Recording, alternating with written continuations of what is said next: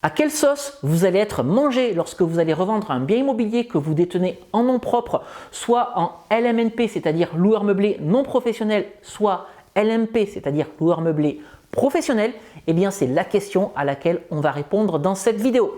Bonjour à tous, je suis Sébastien et je suis ravi de vous retrouver aujourd'hui pour une vidéo fiscalité. On va parler d'imposition sur la plus-value. Alors surtout, n'hésitez pas à prendre un Doliprane, à prendre un bloc-notes parce que on va attaquer un sujet sérieux qui peut paraître complexe comme ça vu de l'extérieur, mais croyez-moi, on va essayer de simplifier les choses. Alors avant que je vous explique tout de la plus-value sur le LMNP et sur le LMP, n'hésitez pas à vous abonner à la chaîne YouTube en activant la petite cloche pour être tenu informé en temps réel de la publication de toutes mes nouvelles vidéos. Alors avant que j'attaque le sujet de la plus-value, petit rappel désormais, pour être loueur meublé professionnel, il suffit entre guillemets de faire plus de 23 000 € de chiffre d'affaires en location meublée et d'avoir des revenus locatifs qui dépassent les revenus issus de l'activité professionnelle. La troisième condition d'inscription au RCS, c'est-à-dire au registre du commerce et des sociétés,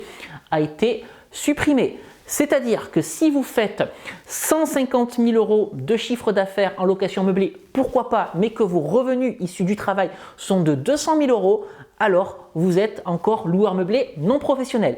Par contre, si vous faites 25 000 € de revenus locatifs en location meublée, mais que vos salaires sont de 23 000 € par exemple, alors là, vous êtes loueur meublé professionnel. Ça peut paraître injuste, mais c'est comme ça. Voilà, je ferme la parenthèse pour ce petit rappel. Maintenant, venons-en à l'imposition sur la plus-value. Et on va tout de suite commencer par le cas le plus simple, le cas du loueur meublé non professionnel. Quand vous êtes loueur meublé non professionnel, l'imposition sur la plus-value appliquée, c'est celle du particulier. Donc, quand vous allez revendre un bien immobilier, vous allez avoir deux types d'impôts. Le premier impôt, c'est l'impôt fiscal et le deuxième impôt, c'est l'impôt social. Alors, l'imposition sur la plus-value, elle est indexée sur votre plus-value nette. Alors, comment est-ce qu'on fait pour calculer la plus-value nette? C'est très simple. On part du prix de vente sur lequel on retire le prix d'achat, les frais de notaire et ensuite les travaux. Et sur cette plus-value nette, on va appliquer un premier impôt fiscal qui va correspondre à 19% et un deuxième impôt social qui correspond aux prélèvements sociaux qui va être de 17,2%. Je vous laisse faire la somme. 17,2 plus 19, ça fait 36,2% d'impôt sur votre plus-value nette. Alors ça, c'est le pire des cas parce que bien entendu, plus la durée de détention du bien immobilier va être longue, plus cette durée de détention va être importante, vous allez avoir, si tel est le cas, vous allez avoir des abattements et donc l'imposition sur la plus-value sera dégressive. Mais considérez que sur un bien immobilier que vous ne détenez pas depuis trop longtemps, c'est 36,2% d'impôt sur votre plus-value nette répartie avec une partie pour l'impôt social et une partie pour l'impôt fiscal. Vous voyez, c'est pas très compliqué. J'espère que vous m'avez suivi jusque-là. Parce que maintenant, on va attaquer l'imposition sur la plus-value lorsque vous êtes LMP, c'est-à-dire loueur meublé professionnel. Prenez votre dose de Doliprane parce que là, ça se complique un petit peu plus. Là aussi, vous allez avoir un impôt fiscal et un impôt social. Mais quand vous êtes LMP, vous allez devoir payer des cotisations sociales. Et on va tout de suite commencer par justement ces cotisations sociales. Ces cotisations sociales vont être indexées sur les amortissements que vous avez réalisés pendant toute la durée de détention de votre bien immobilier. Et quand je parle d'amortissement, je parle bien entendu de l'amortissement du bien immobilier lui-même, mais je parle également de l'amortissement des travaux ou encore de l'amortissement du bien immobilier. Et les cotisations sociales, elles sont égales aux amortissements réalisés pendant toute la durée de détention du bien, multiplié par 0,4 divisé par 1,4. Alors je prends 0,4 pour 40%, ça peut être 35%, ça peut être 45%. C'est pour ça que je prends une moyenne à 0,4. Mais ces cotisations sociales sont égales aux amortissements réalisés fois 0,4 divisé par 1,4. Ça fait à peu près 30% des amortissements réalisés. Voilà, ça c'est pour la partie impôt social. Ce serait trop beau si ça s'arrêtait là, parce que lorsque vous êtes LMP, vous allez en plus avoir à payer, et là c'est l'impôt fiscal, une plus-value court terme. Et la plus-value court terme, elle correspond aux amortissements réalisés sur le bien quand il est détenu depuis plus de 2 ans. Et quand je parle d'amortissement, encore une fois, je parle d'amortissement du bien lui-même, mais également des travaux et de tout le mobilier que vous avez à l'intérieur. Et pour calculer cette plus-value court terme, on va venir appliquer votre tranche marginale d'imposition, ce qui fait que la plus-value court terme est égale aux amortissements réalisés moins les cotisations sociales qu'on a payées tout à l'heure. Et là-dessus, on va venir appliquer votre tranche marginale d'imposition, c'est-à-dire qu'on va venir appliquer 30% par exemple, si jamais votre tranche marginale d'imposition est de 30%. Je répète, la plus-value court terme est égale aux amortissements réalisés moins les cotisations sociales que vous allez payer, et là-dessus, on vient appliquer votre tranche marginale d'imposition.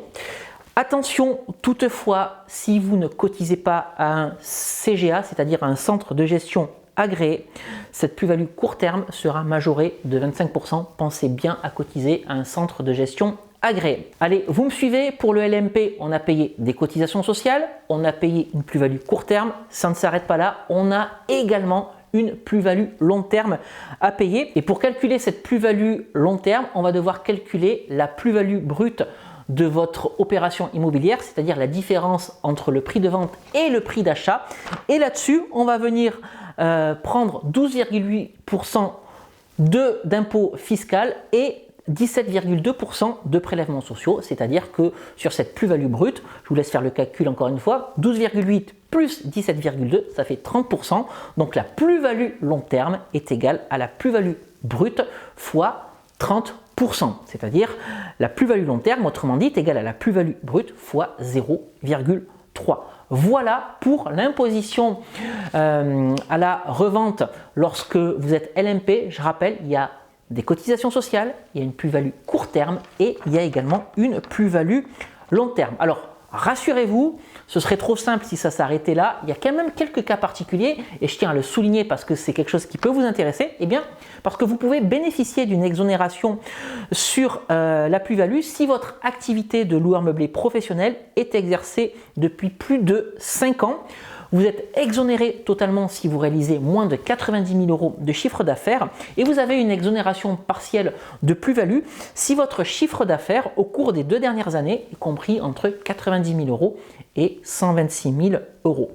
Donc, pour résumer, quoi qu'il arrive, vous allez payer des cotisations sociales lorsque vous revendez en tant que loueur meublé professionnel, mais vous allez aussi payer une plus-value court terme et une plus-value long terme, avec une exonération possible, totale ou partielle. Alors ça peut paraître beaucoup, cette imposition à la revente lorsque vous êtes loueur meublé professionnel.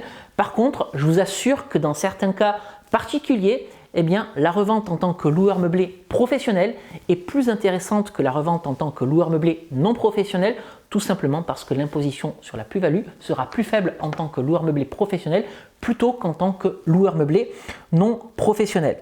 Bien entendu, je vous dis ça parce qu'une vente, voilà, quand il y a de gros enjeux de plus-value, c'est quelque chose qui doit s'anticiper. Ne faites pas ça du jour au lendemain et c'est pour ça que je vous invite vraiment à en parler avec votre expert comptable qui saura vous indiquer quel sera le meilleur moment ou quelles sont les actions à engager pour préparer votre vente de façon évidemment à garder un maximum de plus-value et à réduire l'imposition. Voilà ce que je voulais partager avec vous dans cette vidéo. J'espère que c'est plus clair pour vous. Si vous avez des questions, n'hésitez pas à les poser en dessous de cette vidéo. Je me ferai un plaisir d'y répondre. Si cette vidéo vous a plu, n'hésitez pas à la liker, n'hésitez pas à la partager. J'espère que vous aurez bien compris que finalement le calcul de la plus-value c'est quelque chose qui s'anticipe, que c'est pas si compliqué que ça à partir du moment où on a tous les tenants et tous les aboutissements. Si vous souhaitez soutenir la chaîne YouTube, je vous invite à vous abonner en activant la petite cloche. Et puis avant de vous quitter, si vous êtes ici pour la première fois, n'oubliez pas que je vous offre un package de bienvenue qui comprend 2 e-books: Convaincre la banque, mode d'emploi et doubler son salaire avec la location courte durée, ainsi qu'une formation de 2h30 dans laquelle je vous explique comment investir en toute tranquillité, en toute sérénité. Pour accéder à ce package de bienvenue, c'est très simple. Regardez dans la description juste en dessous de cette vidéo ou sur les petites fiches qui vont apparaître en haut à droite de votre écran. Si vous le souhaitez, je vous invite à me rejoindre sur les réseaux sociaux, sur Instagram, sur Facebook. Et je partage sur les réseaux tout ce que je fais au quotidien. Je vous amène avec moi en visite, je vous amène avec moi sur des chantiers de rénovation. Je vous amène dans la préparation de toutes les vidéos que je tourne pour la chaîne YouTube. Abonnez-vous, c'est gratuit, vous êtes les bienvenus. Écoutez, je crois que j'ai fait le tour de tout ce que j'avais à vous dire pour aujourd'hui. On va se quitter ici et puis on se retrouve très prochainement pour une nouvelle vidéo sur cette chaîne. Je vous dis à très bientôt. Ciao!